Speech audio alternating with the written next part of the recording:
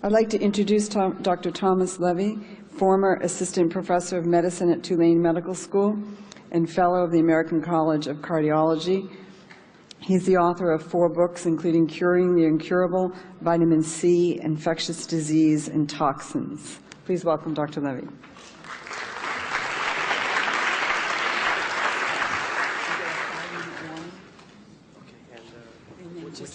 You want to go this way for forward and this way for back. Okay, good, thank you.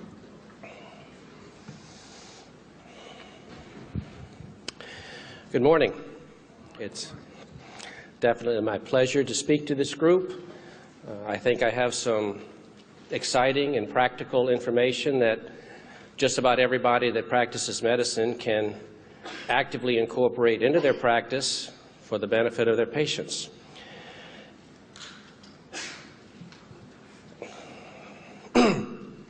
Probably back in the 1930s, Dr. Albert St. George, a Nobel Prize laureate, discovered vitamin C.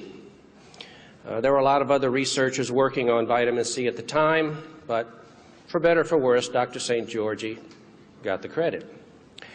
One thing at the time, and since then, over the subsequent few years that St. George did a lot of work with vitamin C, he came up with a very interesting hypothesis that I believe the evidence now indicates is firmly rooted in fact in clinical efficacy.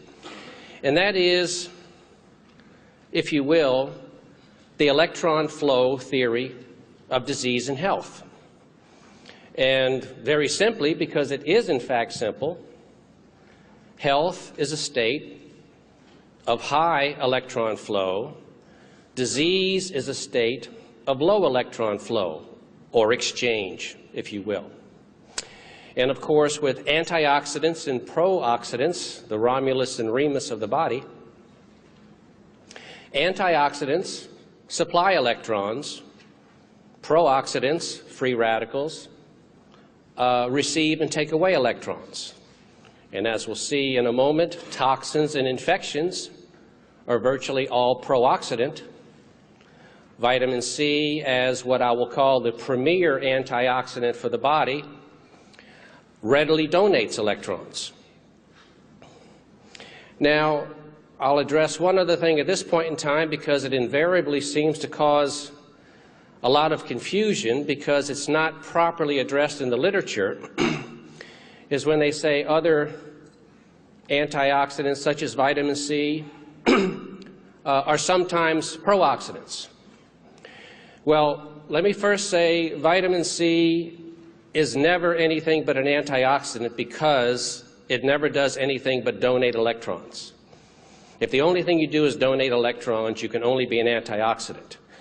Now, what you'll see often in the literature is in a subset of microenvironments where there's a relatively large amount of ferric or cupric ion, the donation of electrons in that subsystem through a chemical reaction called the Fenton reaction will result in net pro-oxidant activity by the production of a number of free radicals.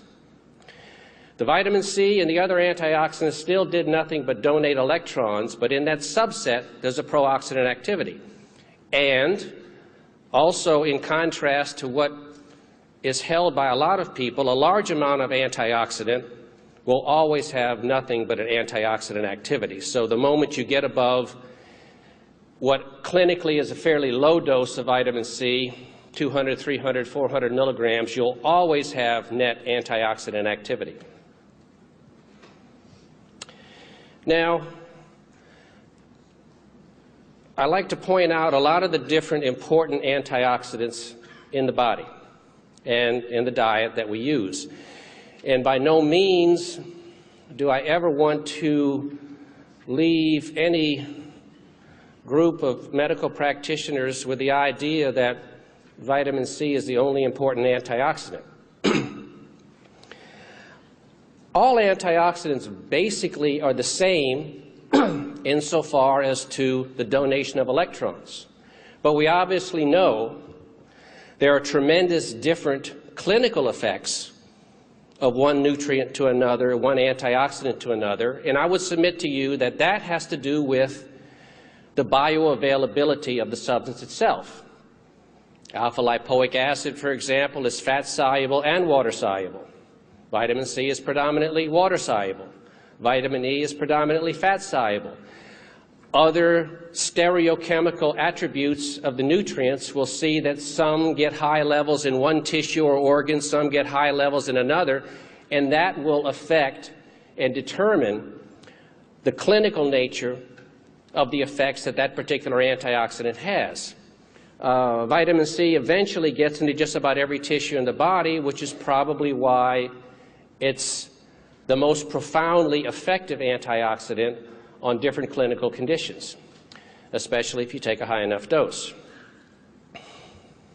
And acetylcysteine is another particularly important one because there have been a number of studies that have shown that NAC, for example, can directly bind mercury as one of the heavy metal toxins and promote its elimination. Silymarin and silibinin, other prominent antioxidants that, due to their chemical nature, appear to concentrate in the liver, so they seem to have predominantly good effects in liver conditions. Coenzyme Q10 collects in active muscle cells in the heart. Glutathione, uric acid. Uric acid, a very interesting one. We all consider that, basically a toxin. It accumulates until it causes gout. Well, there's a very good paper to show that uric acid is a pronounced antioxidant. And in the states in which uric acid is elevated, and I saw this a great deal with a large number of patients when I worked some 10 years ago with Dr. Hal Huggins on dentally toxic patients, they'd come in with high uric acid levels, and 2 weeks later, when their root canals, mercury, abscesses, other infections were gone, their uric acid was down to normal. I would suggest that the uric acid elevated because it was one of the few ways in which the body could provide some antioxidant protection against the toxicity of the dental process. A very interesting thing, too, I saw Dr. Bonnelly here earlier. I don't know if he's going to be lecturing later or not, but magnetic fields. I've worked with biomagnets for a very long time now, and it always struck me that clinically, a good, strong North Pole magnet appeared to have the same effects as vitamin C on a wide variety of different conditions: inflammation, burns, tumors, etc. And then I realized that magnetism is explained as electron flow. And in fact, when you have a North Pole biomagnet against the skin, you're bringing electrons in. When you flip it over and you have the South Pole against the skin, you're bringing electrons out. So it's, if you will, what I look upon as a mechanical form of vitamin C, an antioxidant. Now, probably the two things that are best documented in the literature, and I'd pretty much like to limit myself today not to everything that I think and pretty much know vitamin C can do, but things that you can look at the literature and see for yourself that it's done. And you'll see in your handouts that I have a pretty extensive list of scientific references for just about every significant point I make here. And I would encourage you, where you have any reluctance at all to think that what I'm saying has validity, to check some of these references for yourself. Infections and toxins. First, infections. Infections are always strong promoters of oxidation. And in every paper that I went through, and it was quite a few, that looked at infections and also measured parameters of oxidation, there was always increased laboratory evidence of oxidative stress. Oxidative stress, i.e. pro-oxidant, i.e. free radical, i.e. the antithesis of an antioxidant. And again, where they measured it where they looked at tissues, body fluids, blood. There were also always decreased levels of antioxidants. So the very presence of an infection appeared to directly mean that whatever levels of antioxidants were present were being consumed or metabolized. And there's also a number of reports that have shown that when the infection is severe, you have a massive consumption of antioxidants, and you can often get a clinical syndrome of scurvy. And it's very rarely recognized as scurvy because the few times that scurvy is seen these days are usually chronic states. So you're seeing somebody who's debilitated, fighting infections, periodontal disease, etc. But when you induce scurvy dramatically and quickly, the thing that you primarily see is hemorrhage. This is what happens in an Ebola virus. You have some poor native in Africa that has 3 molecules of vitamin C in their body, and they get Ebola virus. All their antioxidants are consumed very rapidly, and their method of demise is bleeding, is hemorrhage. Now, when you're dealing with infections, you're just about always dealing with a clinical picture of toxicity as well, regardless of the infection. What do I mean by that? Well, first of all, not all, but many infections, the microorganism itself is either toxic, an endotoxin, or the microorganism itself secretes as a metabolic byproduct a toxin, an exotoxin. We all know the many different infectious diseases that do this. Diphtheria, pertussis, the list goes on. Now, another point that I think is much, much less realized, but always present when a severe infection is entrenched in the body, is the infection itself consumes your antioxidant protection. And as your antioxidant protection is consumed, you lose its ability to neutralize whatever toxins are already present in your body. So a rapidly fulminant infection without a lot of antioxidant administration can give you additionally the classic picture of mercury, lead, just about any heavy metal or any significant toxicity you can imagine, because they're no longer able to be neutralized because the antioxidants are being consumed by the infection. So this is all part of the complex clinical picture that we see over and over again with severe infections.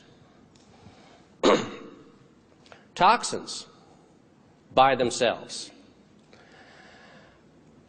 Every article I came across, again, that addressed this question clearly showed that all toxins are pro-oxidant, i.e., all toxins consume and take electrons in. Also, all toxins are completely or partially quenched by the presence of electrons and the donation of electrons. Thus, the effect we'll see of vitamin C. Because of this pro-oxidant effect, again, where you measure it, toxins will reliably consume or oxidize vitamin C and other antioxidants that are already present in the body. And it's been very well established that when you have a high enough and acute enough toxin load, you will acutely produce scurvy. So repeating, fulminant infections and potent toxins often acutely cause scurvy, but their symptoms are not recognized as such. And in fact, it's been established way back in the 50s that acute scurvy is often the cause of death in infections and toxin exposures. Now, sometimes when the infection is not rapidly and widely systemic and overwhelming, the scurvy or vitamin C deficiency that's induced will be focal, not body-wide. Probably one of the better examples of this is in periodontal disease. When you, in advanced periodontal disease, they've actually done biopsies of gum and found vitamin C levels to be just about at 0. No detectable vitamin C in the gum tissue in the presence of advanced periodontal disease, which makes a lot of sense in light of all the information we've just looked at. So what is a practical suggestion here? Well,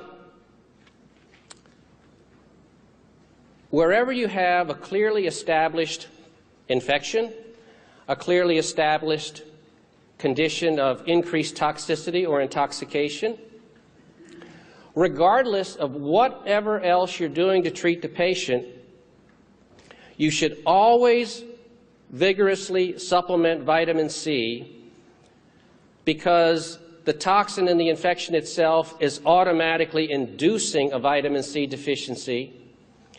And if that's not bad enough, when you look at the research on vitamin C, a vitamin C deficiency is always going to acutely compromise your immune system and make any other things that you do that much more difficult to be truly efficacious in the presence of an ongoing vitamin C deficiency. Now, as far as evidence and what's already been accomplished and published in the literature, and again, this is pretty well summarized in the references that you can go to if you so choose. Vitamin C, by virtue of the work of Dr. Frederick Klenner, is an absolute viricide. Again, in all the literature that I've reviewed, and it's been quite massive, so far there's not been a single virus which, when brought into direct contact with adequate levels of vitamin C, either in vitro or in vivo, where the virus is not 100% inactivated or destroyed. Period.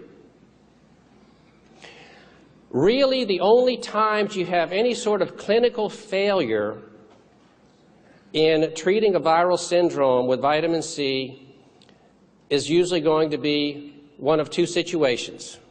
Most commonly, not enough vitamin C is being administered, but also there are some viral syndromes, usually the chronic ones, chronic hepatitis C, not acute.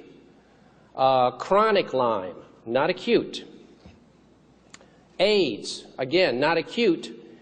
In these situations, the virus appears to be, if you will, hidden.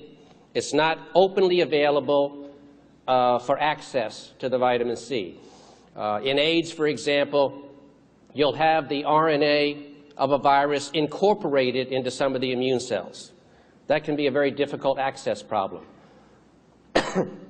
My personal hypothesis is if you treated long enough and high enough with vitamin C and other antioxidants, you would likely cure these syndromes a great percentage of the time, but it would have to be over a long enough period of time that all the immune cells turn over, that they go through their life phase, they release their nucleic acid, the antioxidants are present to neutralize the viral nucleic acid before it gets reincorporated into a new immune cell.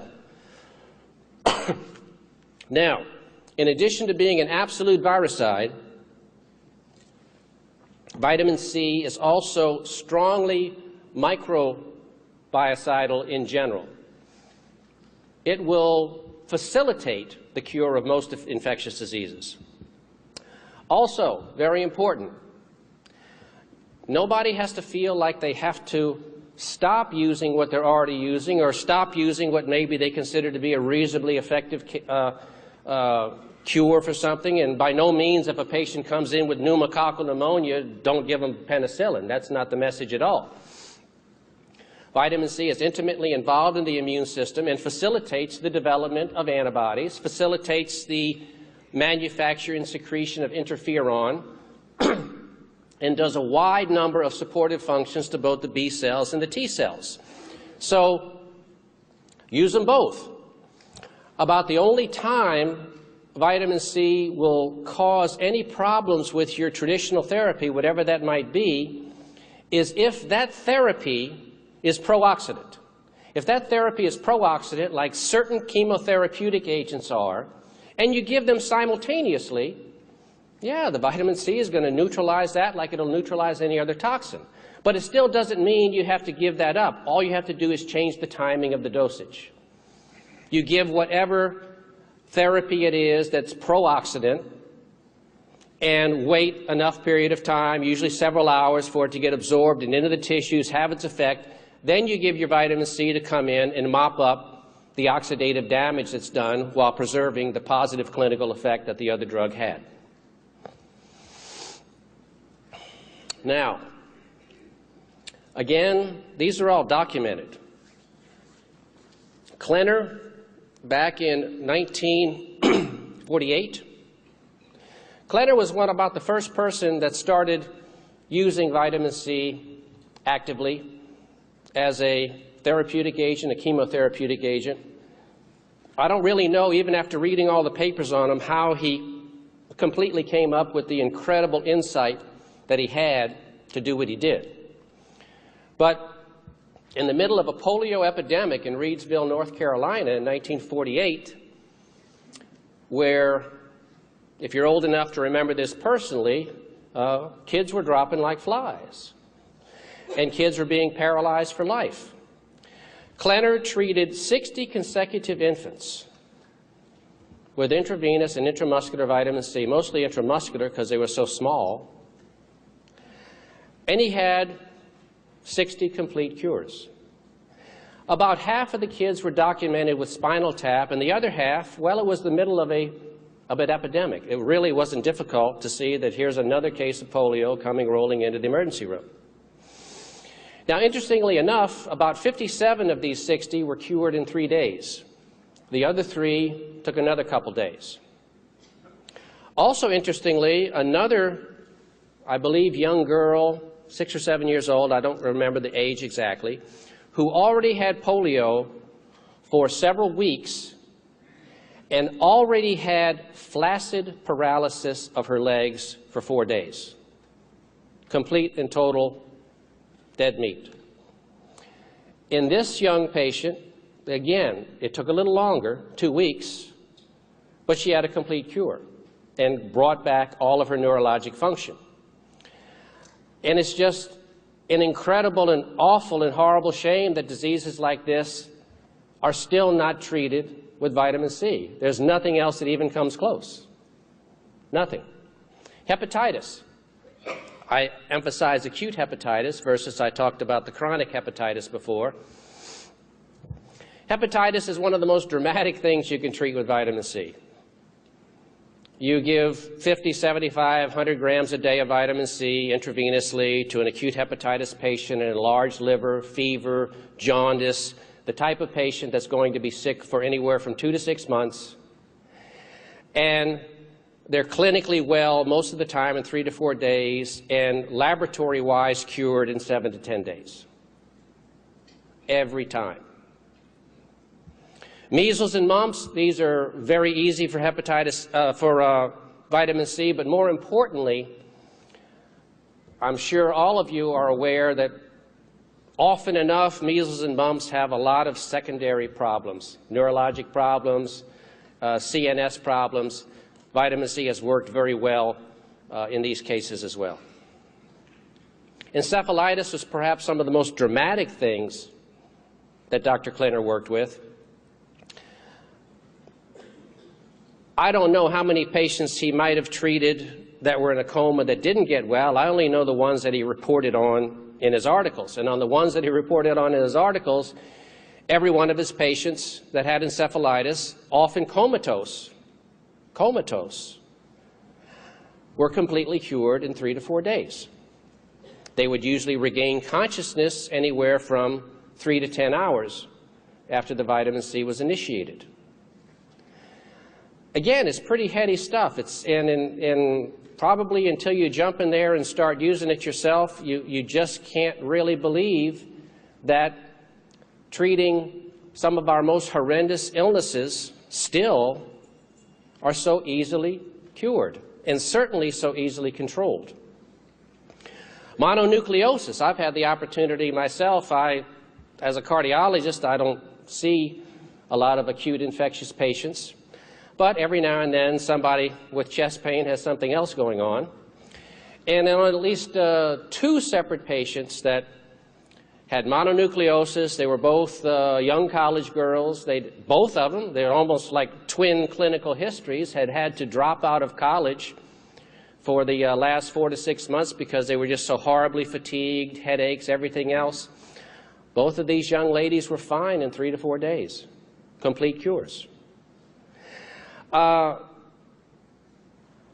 In entitling my book, Curing the Incurable, I don't aim to be inflammatory, I just aim to be accurate. Okay, we're very, very reluctant in medicine to use the word cure because we have so many naysayers that want to come along and say, oh, you're providing false hope. Well, where a cure has been clearly provided for a specific disease repeatedly with a specific therapy, and you don't use the word cure, you're doing even greater harm.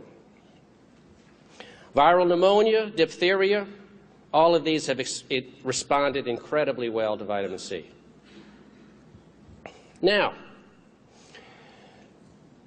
vitamin C is also, by all the literature I've reviewed, and it's been extensive, the absolute ideal non-specific antitoxin. You find me a toxin, I've got the cure. The only time it's not going to work is if the toxin has been present in such a high dose, in such a dramatic organ penetration, and too much irreversible tissue damage is the game over. But if it's just at the early stages, and oftentimes at the advanced stages, but at the early stages, again, I haven't found one that vitamin C won't neutralize. Interestingly enough, with tetanus, Klenner described one patient, classical lockjaw. The child just kept on getting huge, horrible muscle spasms, was very close to losing the airway. And this was interesting because it was a patient that Klenner had to co-manage with another physician. So it's easy to know what Klenner did. He started giving a lot of vitamin C. And the kids started getting better dramatically quickly. Well, the other physician started giving a lot of antitoxin. And every time another dose of antitoxin came along, the kid got worse. And finally, Klenner just had to give enough vitamin C to not only neutralize the tetanus, but neutralize the toxic antitoxin that was being given. The other thing, too, that we all face on a daily basis, especially when we're quote-unquote not in the mainstream, I hate those phraseologies, but they're there and they're real, is having to defend yourself for what you do, or maybe even more specifically, what you don't do. Again, that was one of the primary reasons why I put a huge number of references out there so that there is reinforcement for what's being done. However, as I said earlier, if you're never comfortable with using vitamin C as a monotherapy, use all the other standard therapies. That's okay. And if you use a high enough dose of vitamin C, you'll cure the condition and you'll neutralize the toxicity of the mainstream therapy, the antitoxin, the snakebite toxin, antitoxin, you name it.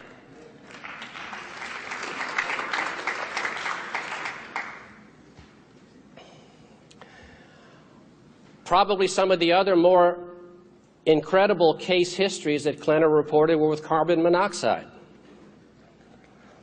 He'd bring patients out in minutes with IV vitamin C.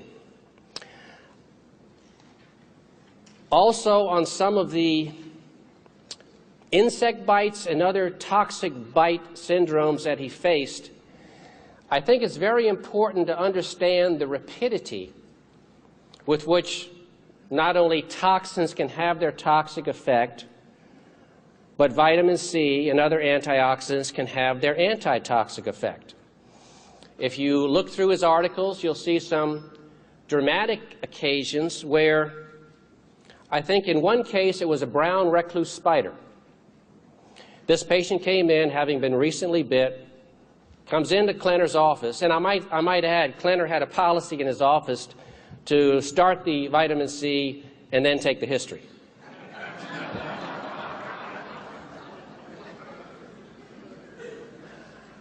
So this patient lays down on his table and he says, you know, Doc, I think I'm going out. He took the blood pressure. It was like 80 or 75 over 0. Well, Klenner did something that most people would think unfathomable. And believe it or not, a lot of doctors today, especially quote-unquote mainstream, would consider what Klenner did to be uniformly fatal to anybody that it was done to. But I can tell you that's simply not true because I've done it many times myself and to myself. And what Klenner did was he started a butterfly in the patient's arm, and then he took the highest concentration of vitamin C, the way it comes today in the ampules or vials. I think it's 500 milligrams per cc. And he gave something on the order of 7 to 10 grams IV push, and in Klenner's own words, as rapidly as a 20-gauge needle will allow. That's the rate. So don't ask me how many drops per minute or drops per second. You just push on the syringe until sweat pops out on your forehead, and that's the rate that Klenner used. And before the syringe was all the way down, the patient was coming out of it. And when you're getting high enough doses of vitamin C in the patient, this is how quickly they respond from snake bite and other circumstances. When I see news shows, I saw one last night or the night before, this poor little girl who's just come out of a long-standing coma from her West Nile virus. I've cured 2 cases of West Nile virus, the only 2 cases that have come to me. Very simple. West Nile has been one of the most responsive viral syndromes I've ever seen. Nobody should die or be sick of West Nile virus. Please remember that. Nobody. Mushroom poisoning. How toxic is that?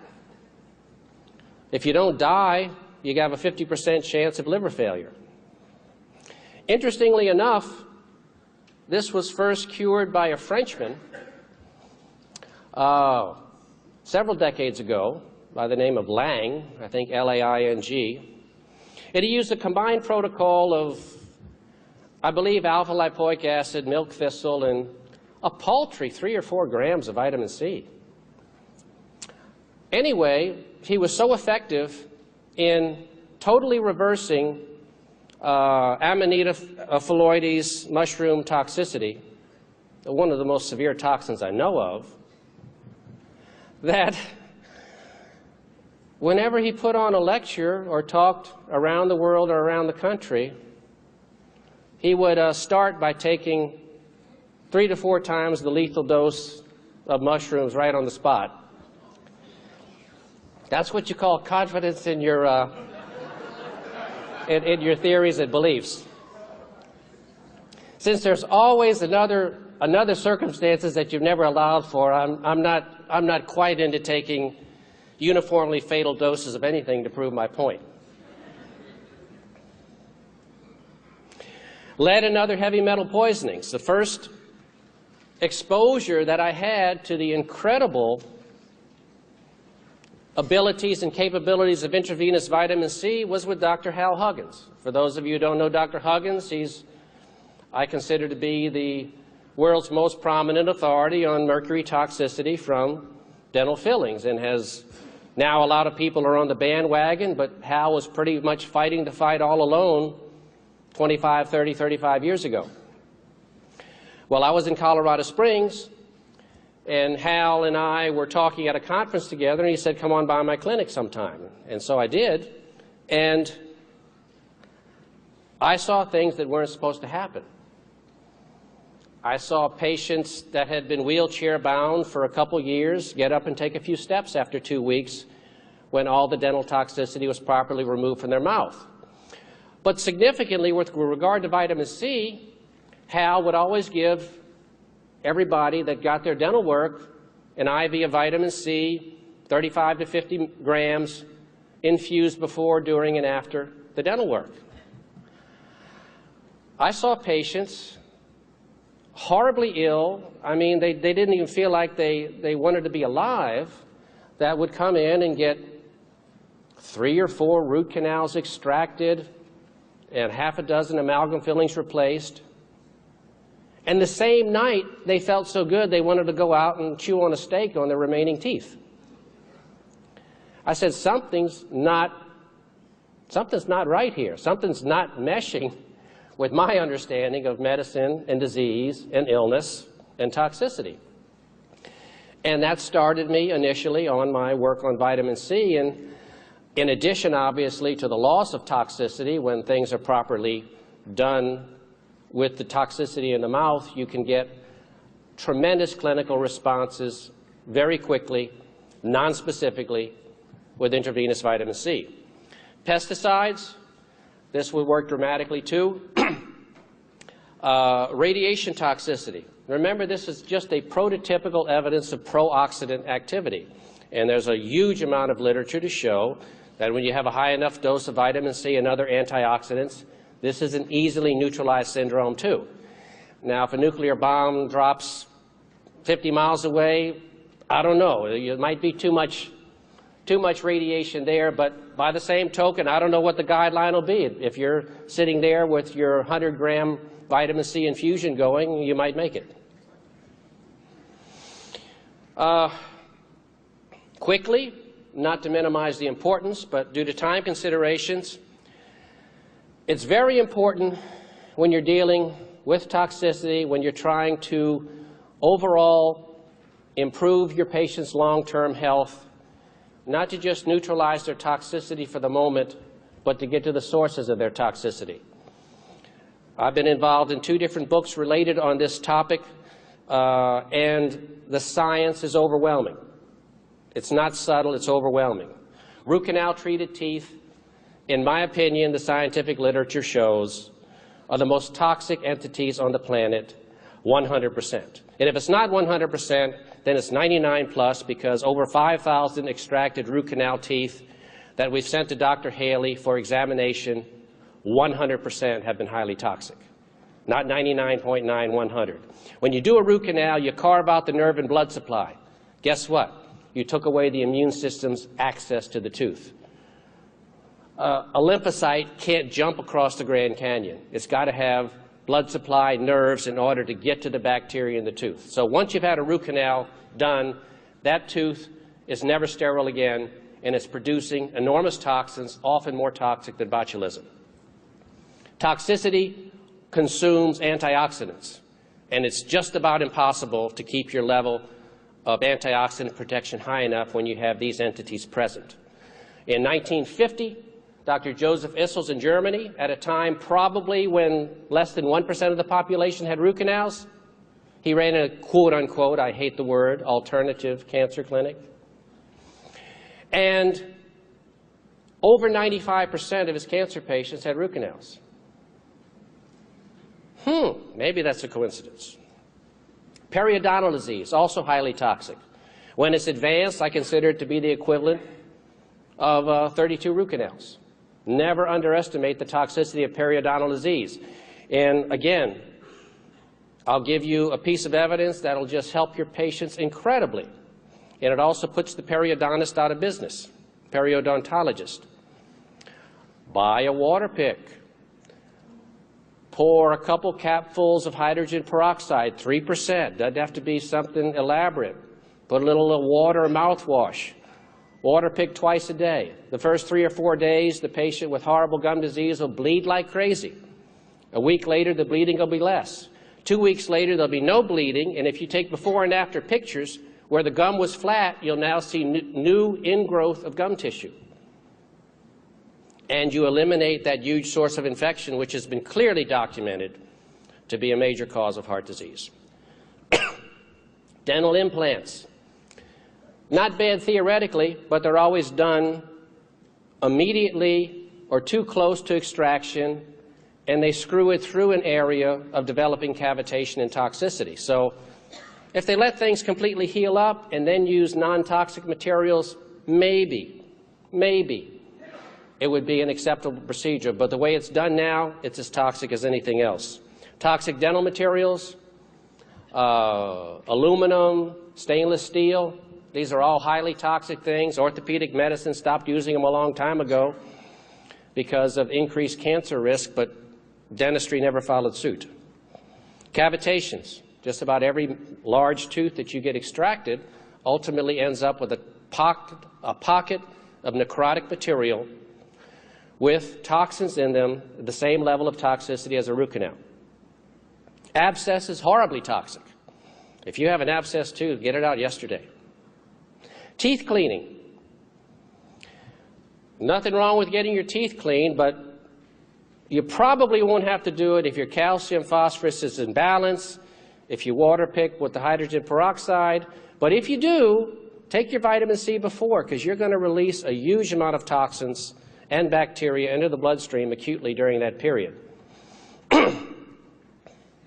Safety of vitamin C. It's still incredible, the attacks on vitamin C. I can only imagine it's because it's so highly beneficial. What's this about vitamin C and kidney stones? Newsflash. In people with normal renal function, you'll see there's some precaution if there's existing kidney disease. But in normal renal function, I think it's a Northeastern school, Harvard. In a very large study, over 50,000 people, they showed vitamin C not only did not cause kidney stones, it reduced the incidence of kidney stones, and it helped resolve pre-existing kidney stones. Organ transplants. This has always been a theoretical one. It's a vitamin C stimulates your immune system. Well, it's probably going to cause your organs to be rejected then because you're taking immunosuppressives. But in point of fact, so far, vitamin C has been associated with lower rejection in the animal studies that they've done. Now, maybe there's a magic dose, so that'd be different, I don't know. Rebound. This is important in people that are taking large doses of vitamin C on a regular basis. They get into a car accident. They go into the hospital. They get emergency surgery. 5 days later, they're in the ICU. They haven't taken a molecule of vitamin C for 5 days. Yes, you can get into some acute, post-operative, infectious, scurvy situations, and your family members should be aware enough to make sure that you continue taking some vitamin C during periods like that, because that can be an increased time of danger if you've been taking it for a long time and then you're taking it off, surgical stress, infection, things can go downhill quickly. Let's see. Finally, proper administration of vitamin C. And this is going to be a very abbreviated version. But dose, multigram. No 100, 200, 300, 400 milligrams. Give that to your flowers. Root, intravenous. Intravenous for maximal effect, but don't ignore the opportunity, even if your patient is getting 100 or 150 grams of vitamin C intravenously, not to take their total oral dose as well. You get more vitamin C in, you start cleaning up a toxic gut. A lot of the microbes in the gut produce endotoxins in the same way that a root canal tooth does. Rate depends on the clinical status. If the patient's not getting better quick enough, Klenner gave more frequently. Frequency, duration, type, 1 minute. So I'm going to leave you dangling. My next research project is to show exactly how toxic everybody is making themselves and their beloved older women and their family with calcium. Calcium, I'm going to tell you, is toxic in the long run and is going to cause a whole lot more problems with heart attack and cancer than an arguable reduction in osteoporosis fracture rate.